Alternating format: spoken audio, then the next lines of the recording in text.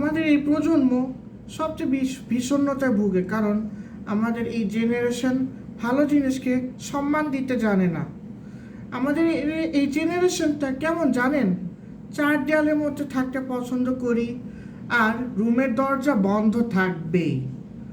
যখন কোনো আত্মীয় স্বজন, মুরব্বী বা ছোটরা আমাদের ঘরে ঢুকে, বা কেউ যখন ভালো মনে করে আমাদের খোঁজ খবর নিতে আসে, বা কেউ যেতে যেতে আমাদেরকে মনের কথা বলতে আসে, তখন হয়তো রাগের মাথায় আমরা পশভাবে উত্তর দেই, ডো আই এভার কেয়ার? আপনাকে রুমে আসতে বলেছে কে? আমি কি এসব জানতে চেয়েছি? Who's gonna care? দেখো, তোমরা হলো এই দেশের ভবিষ্যৎ প্রজন্ম। তোমাদের বয়স বাড়বে, বয়স বাড়ার সাথে সাথে পড়াশোনার চাপ বাড়বে, দায়িত্বও বাড়বে, এটাই স্বাভাবিক। কিন্তু এত কিছুর চাপে রাগ যখন অন্যের উপর ঝাড়ো, তখন কি হয়? তখন আসলে জিনিসটা কি হয়? খুবই বাজে কনসিকুয়েন্স হয়, এবং কনসিকুয়েন্সটা খুবই খারাপ হয়। এতটা খারাপ হয় যে আপনার জীবনে একটা সুন্দর সম্পর্ক চলে যেতে পারে। স্বাভাবিক,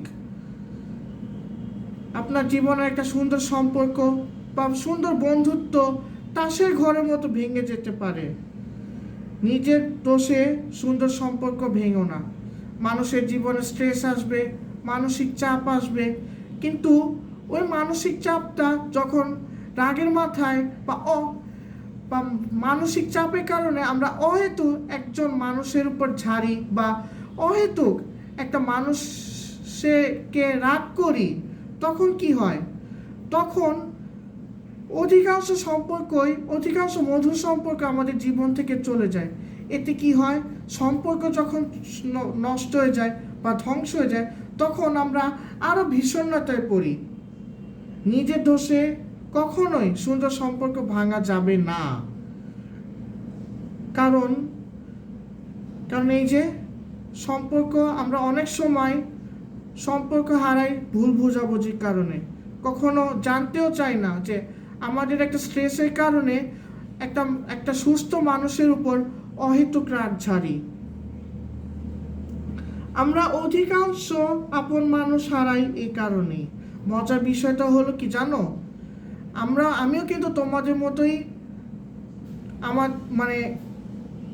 একজন ফিউচার রিপ্রেজেন্টেটিভ। আমিও কিন্তু তোমাদের মতোই ভবিষ্যৎ প্রজন্ম বলতে গেলে। এইটাও একটা মজার বিষয় যে আমি কিন্তু অনেক সময় স্ট্রেস কন্ট্রোল বা চাপ নিতে পারি না, তখন আমি কিন্তু অনেক সময় মায়ের উপর রাগ ছাড়ি। কেন জানেন? Because my mother is the safest person on earth who never misunderstands me. So please, stress তোমাদের জীবনে আসবে, কিন্তু স্ট্রেসের কারণে অহেতুক একটা নির্দোষ মানুষের উপর রাগ ছাড়বেন না। রাগ জিনিসটা খুবই খারাপ। Thank you so much.